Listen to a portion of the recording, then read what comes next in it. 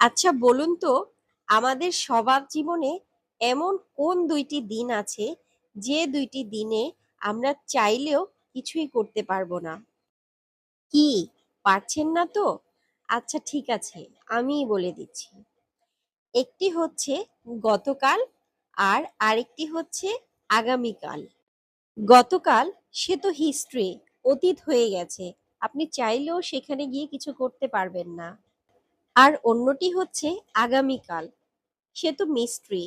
আদৌ আপনার জীবনে আসবে কিনা তার কথা আমরা কেউই জানি না। তাহলে জীবনে কিছু করতে হলে কখন করতে হবে? অবভিয়াসলি আজ। আর যদি সম্ভব হয় তাহলে এক্ষুনি।